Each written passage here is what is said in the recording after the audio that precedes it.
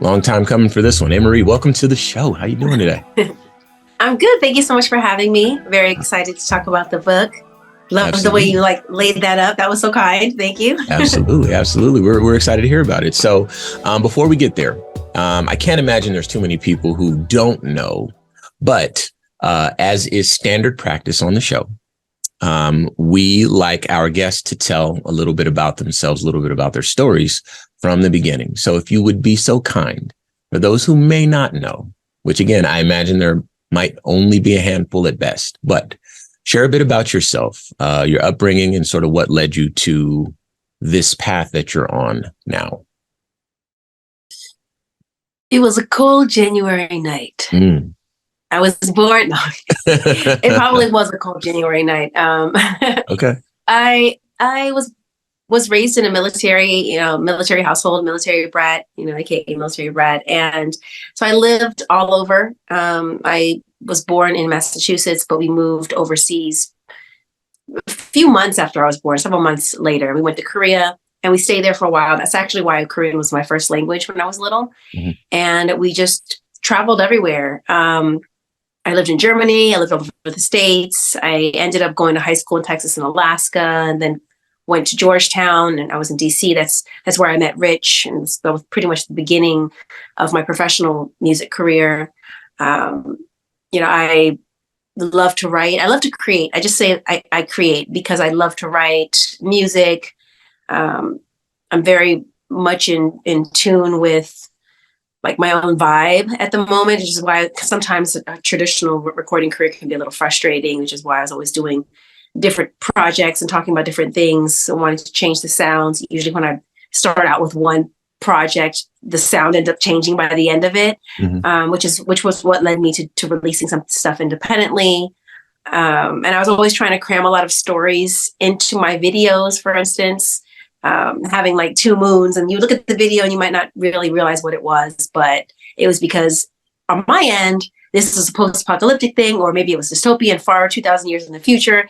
And then I was like, I think that's really cool, but I cannot really put all the stories in my videos. So I am going to have to figure out a different way of doing it. And that's how I returned to writing, which is what I was doing before. Like when I was a kid, reading, writing, that's my hobby all the time. Yes, singing into my hairbrush, but at my core, I am a reader and a writer. Mm-hmm. And so after being away from writing for a long time, and then in between a couple of projects, I started really writing in earnest, boot camping myself essentially, because I hadn't written in a long time. And then I guess it's more, I look at it as a training ground. So I was really just writing all the time while also releasing music. And during that time, I started my book club. And that was because I just wanted to talk about books and I wanted to share any book that I loved, I wanted to share, which has led me to where we are now, which is essentially, it's been a couple of years since my latest music release. I did do a song with Consequence and Rick Ross recently. Mm-hmm. So that's something that I've done musically. We actually just shot the video a couple of days ago, I think it was. That was fun with my coughing. But I've done that. I have 2.5 years into the book club, which focuses mainly on adult literary fiction and sometimes nonfiction. And I have my picture book that I've just released. Okay.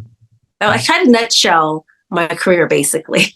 Yeah, well, that's all we need. That's all we need. And for those who cannot see you right now, I noticed that you're in what can only be described as a mini library. So I'm Yes. imagine that this is a place in your house, maybe. This is my personal library. Yes. Exactly. So this is where I write. When I have some things to do that's not related to writing, I actually don't like to do that here. Mm-hmm. Because to me, the library is a very sacred space. I don't like to sit things on my desk, for instance. I never sit things on my computer, never have things on my desk that are not related to what I'm doing, because it's very much the vibe. So that's my library. It's divided into sections because I'm super particular. Mm-hmm. So you've got like children's classics at the very top, then short stories, classics, literary fiction, a little bit of YA here, graphic novels and short stories at the bottom, speculative fiction literary blends here, where then it kind of like slowly gradates into hard SFF. And then I've got a nonfiction. I don't think you can. Oh, you can see it. The nonfiction bookshelf there, which is divided by like science, history, poetry, memoirs, stuff like that. Sure. So, the thing about it is, and the thing that's so surprising is like a casual fan of yours may not know that you're such a bookworm. And so, for a person like me that's kind of taking you in for the first time, where I'm kind of seeing this and hearing this, this isn't an act. This is really a significant part of who you are. So I love it. So let's lean into that a bit. Let's talk about kind of the book. My understanding is the story was kind of inspired by your own family. So tell us about the book. You Will Do Great Things, the origin story, who you wrote it for, and what you're hoping readers will take away. Well, I always wanted to write picture books. That's one. I always wanted to do that. But I just felt, knowing myself, I just knew I probably would have to have a child to know exactly what I wanted to say. And I did, write something before. And it was great, but I felt like there's probably something missing. There's a perspective I just don't have yet. Mm-hmm. Once I had River, I knew exactly what I wanted to say. The first thing that I wrote before was something that was like a fantastical tale, but I knew my first picture book, I know what I want to say. And it's not necessarily a narrative, like a story about a boy who goes on an adventure. I think that's dope. But this is actually something I need him to know.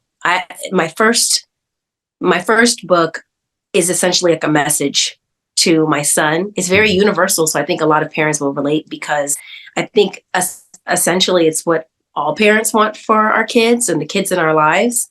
But it really was a message, because I felt like he's here, he's in my arms, he's an infant. There's so much about life that I want to tell him, but I feel like I have to unspool things at a certain time when he's ready for it.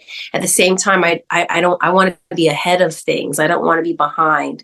And I do know that there's so much adversity out there in the world. I don't like to focus on the negative, but I do want him to be prepared. At the same time, I don't want him to feel like he is less than. I don't want him to go into the world questioning where he belongs. I need him to understand that he's everything he's supposed to be, and everything that he needs for this journey, he has already, and that he has so much support from me, from his dad, from his grandmother, his grandparents, and his aunts and uncles, and as well as all the support of the people who came before us. And all of these things I wanted him to know, but I also wanted him to see himself reflected in the pages. I wanted him to see our family reflected in the pages. That's very important to me. We were always very cognizant, extremely aware of the images that he would see from birth. I mean, we started reading to him when he was still in my stomach. So he was reading and turning pages like weeks old, you know what I mean? And my parents didn't believe me, but I think he was like 14 weeks old, and he was turning the pages because he understood when it was time. He was understanding the rhythm of when it's time to turn the page. And so he's soaking in everything. And so it was very important that he saw all children, all skin tones, all families, and certainly his skin tone. Perhaps the most, if possible, but that's not always possible with, Black and brown children. Sure. So I wanted him to have this very essential message. I wanted him to see himself reflected in the book. I didn't want it to be a book about what it is to be Black, for instance, or what it is to have a mixed background. I just wanted him to see his family. That's it. And I think it's important for children, Caucasian children too. It's really important for them to have shelves that reflect the diversity that's out there. Not only because they learn about something different or just see someone different, it reflects what they see out when they go outside. But I think it's also important that although they are centered in their families' lives, I think it's important that whiteness is not necessarily centered all the time. Everyone should be centered. And so if anything, having a diverse bookshelf is important for them to understand there are other people that have their own stories, but it's not necessarily stories that are always about the color of their skin, for instance. And for children who are Black and brown, most people who grow up in the world don't have to think about their race all the time. Right. That is an abnormal thing to do. It's normal to just go through life and you move through. If anything, people are focused on ethnic differences or familial differences, maybe tribal differences, but they're not thinking about their race and their skin color all the time. In the United States, we have that because of our history and, you know, the way things look. But all in all, I just wanted him to see himself reflected in a book that wasn't about his skin, that's just about life and moving through it in a very universal message.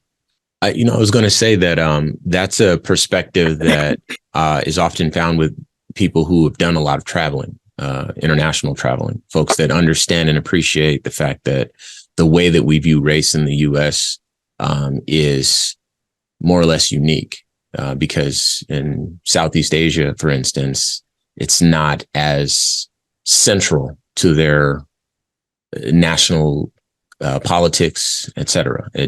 There's this, it's just kind of a uniquely American thing, which is kind of good and bad because these are things that we have to deal with, but we also get the richness of a society where we get to interact with people from different walks of life. So this book that you've written, I'm kind of getting a sense of who you wrote it for in terms of the person to be able to kind of consume the story, but also the parents and the teachers and the folks who might be able to use a book like this to help introduce these concepts to young readers. And so I can appreciate that. Now let's back up a bit. You mentioned always kind of wanting to write a picture book, if I heard that correctly. So where does that inspiration come from, and sort of what motivated you to do this at this point? Well, I actually just love to write. So, we haven't announced it yet, but I can't even talk about it yet. So I write for adults. That's not fair. I write for adults. I write for adults. And I write for teens. I have short stories that have come out in various anthologies. I also edited an anthology too. Okay. And I also write for middle graders, 12-year-olds. So all ages, actually, I've written for, sure. And they're in various stages of development now, like revisions. So I have like YA books, a couple of those. I have a middle grade book. I have a few drafts of other picture books. I'm working on actually another adult book, because it's so weird when you have to talk around the thing because we didn't announce it yet, technically. Yeah, it's okay. But it's like the longest held announcement ever. But I write for all age ranges because for me, I just love story. And it's just about being inspired. And so it just happened that the picture book came first. Okay. But for me, it's just creating.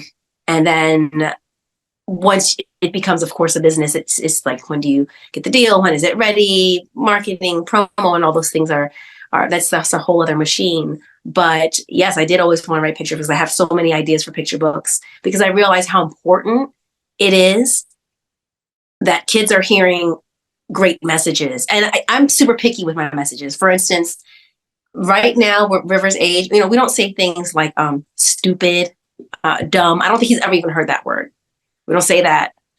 Hate. Sometimes I have a song called I Hate to Love You. It's an old one. I hate to love you. And then he's like, Mom, you said it. And I was like, well, okay, this is a different context, because he does understand context.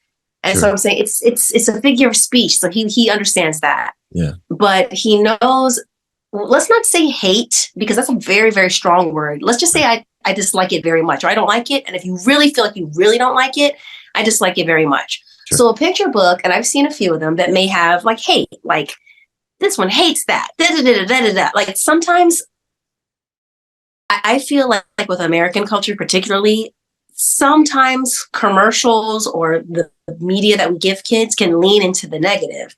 For instance, all around the world, no, kids don't want to go to school all the time, but they can also appreciate like what education can do. Mm-hmm. But in America, the commercials we give for like food, Pop-Tarts, snacks, what does it always show? Kids in the classroom, I don't want to be here twiddling the thumb, like, can I leave? I hate this. So, you're already kind of gearing everybody up to be like, yeah, school, it's terrible, right? Don't you just hate it so much? Mm-hmm. These are things you don't necessarily think about. So you could say, maybe kids don't like school. but you're also like creating a cycle in which you're showing how, yeah, school is terrible. It's not great. Why would you want to be here? And it creates this stereotypical image of the American child or the American teen, which is don't want to go to school. This sucks. I don't like it. Blah, blah, blah. And it's like, I don't want to feed him that. Maybe he'll actually genuinely feel that way, but hopefully he'll appreciate learning and he'll take it for what it is. Like I've already told him, he's really little, and I'm always telling him, doesn't tell you what you need to know. It should be teaching you how to think. But most of the things that are going to be very important for you to know, you're going to learn outside of school. And some of those things won't be given to you because you have to find those things out for yourself. He already knows that. So for us, going back to picture books, if they're saying things like, that was dumb, or I hate to do that, that doesn't even come in the house. And maybe it's okay for later if kids are already on that. But like, for instance, a book that was about being scared in the dark and overcoming that. Mm-hmm. When he became scared of the dark, we were like, it's perfect. But before he wasn't scared of the dark, kids aren't scared of the dark immediately. That's not a fear that comes until like, around 3, maybe, 2.5, 3 years old. So I didn't want to present him a book about what's lurking in the dark if he doesn't have that problem and that's not in his psyche. You don't want to introduce it. So you don't want to introduce it. So I'm really, really particular. He has probably a couple hundred picture books, because we also read various ages, even if they seem like they're advanced. He has one that's kind of for adults, but it's for children too.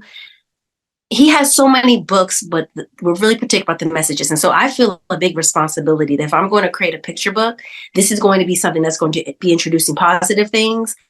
And I'm going to be really careful about the words that are in there or how things are positioned. So for another parent, they're not feeling like I just kind of introduced into their house, maybe something that they weren't really trying to bring in to the house. Trying to introduce, I can dig it.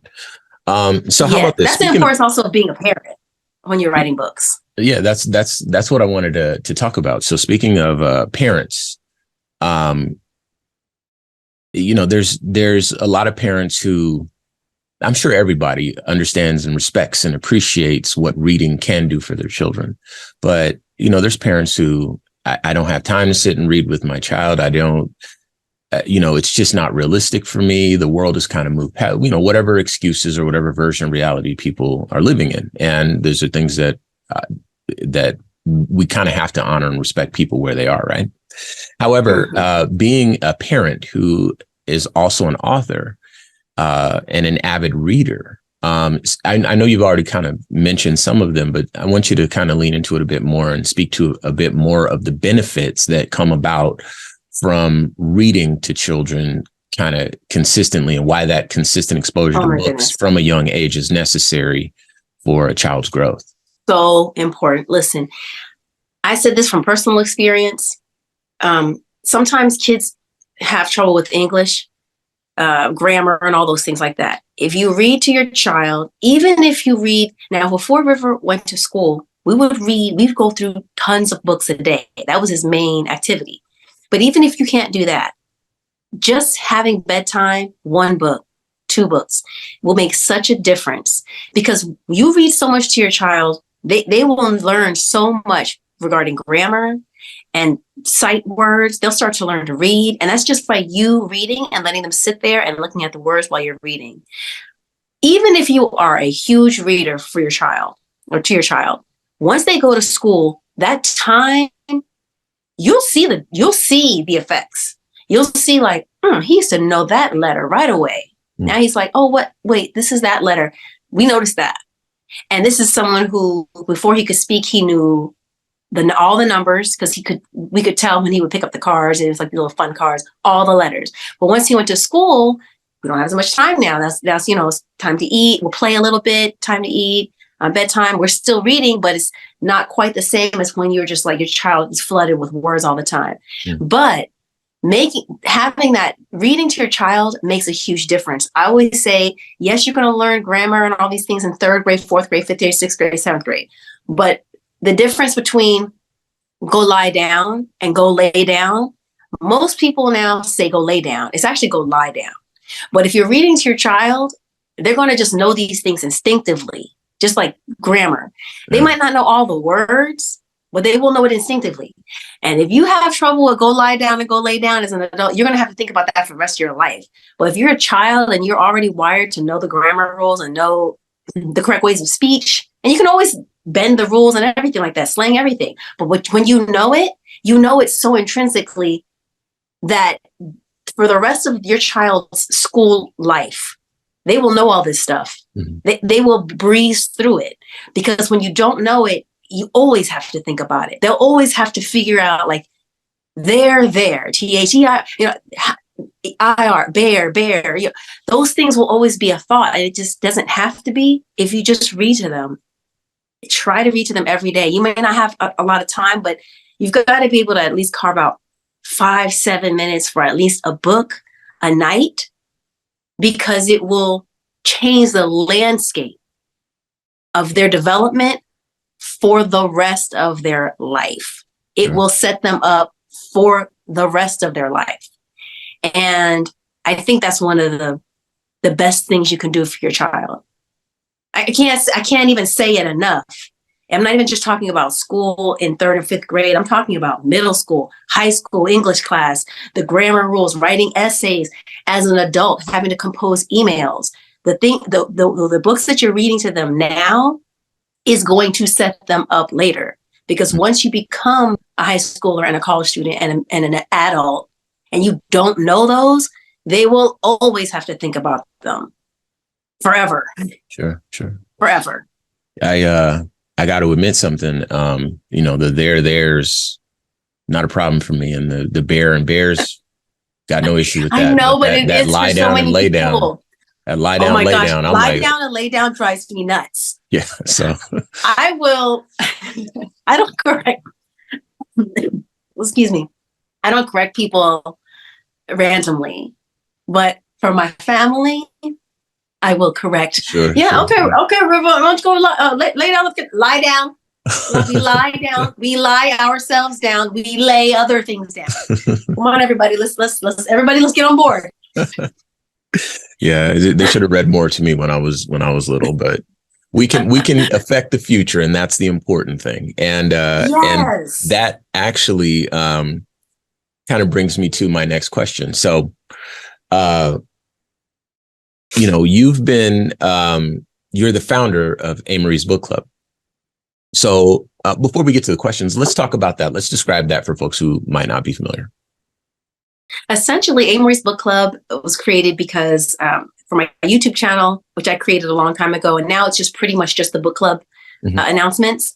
But I had only created that book channel because I really wanted to be able to just geek out about books. And most people around me in real life don't read as much. I'm trying to get my reading back to where it was before I had River, but it's like less time. So before I would read about 60 books a year, and I was trying to increase that. And then once, I became a mom, it kind of went down to 36, 30 something. This year, I'm trying to get back to 50 books. But I really just love story, and I love to share it with other people. And some people will say, I don't read a lot, but I've gotten more into reading. I try to pick books that are, works of art. So literary novels, but at the same time, they usually have some kind of a hook that's there that will grab you. And usually they're really a great mix of a balance between character and plot. And really, it's just me trying to spread the word. Sometimes we'll have really huge authors, and sometimes they're debut authors. I try to lean more towards debut or lesser known authors, even if they're 2-3 books in, just because I feel like they're the ones who really need the amplification. And it can be really difficult when you're just trying to get your book out there. It's not the same as music, So I just love to share. And I love books. I love stories. If you love to read, you'll never be bored as a grown up or as a kid. And so every month I choose a book and I let everybody know about it via the announcement. And then it pretty much lives online. So we do the video announcements on YouTube, but Instagram is where it lives the most. Okay. And so at Ameries Book Club has its own, handle, its own profile page. And on there, we'll make sure that we're posting about the book. We have a mid-month checkup from the author where they usually tell you a little bit about the book, pitch it, or say some fun facts about it or why they wrote it. And then at the end of the month on my own personal page, we have a chat. and it's a different kind of conversation than maybe they normally would have. It's very relaxed. I like to talk about the book, but I really like to talk about a lot of larger issues, themes, philosophical questions, just to get a feel for what makes the writer tick, what they're thinking about. We talk a lot about humanity and moral relativism and all those kind of things. So they usually touch on that. If you're writing a book, you're pretty much holding a mirror to society or whatever. But I want to know what you think about humanity. I want to know what you think about people, where you think we're going. What do we owe each other? Do we owe each other anything? And I like to try to get voices that are diverse, meaning people from all over. And they don't always have popular opinions. Sometimes they do. But it's just interesting. And I really find it to be a privilege. I'm always kind of like, wow, this is so amazing that I get to speak with all these people. And these are great minds. And just to have a chance to talk to them about their work. That's, for me, it's like authors are my rock stars, honestly. All right.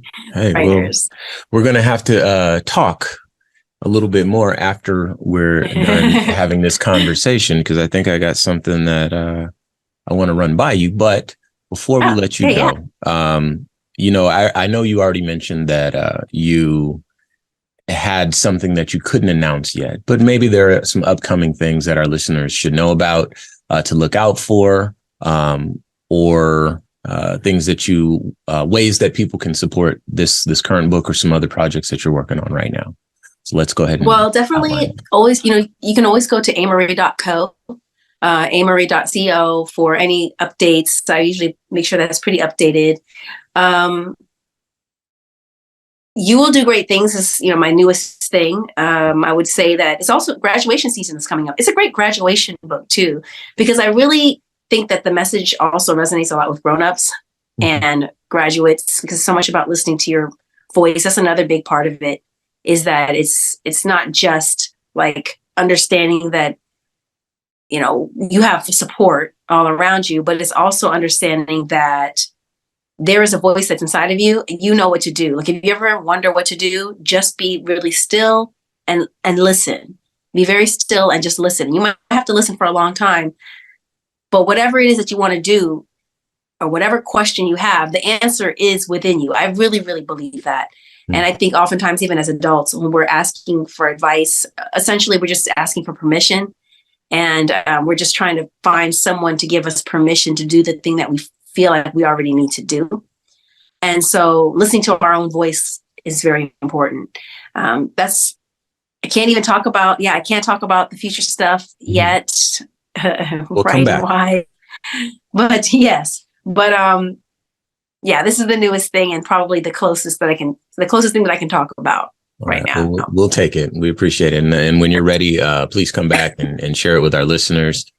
We'd love to support what you got going on. Obviously, these things that we're talking about today are things that we believe in at this show, and indeed the Black Information Network. And so I'd like to thank you for your time today, for coming on to the show and sharing your book, You Will Do Great Things. Once again, today's guest, Ameriie. Thank you so much for having me.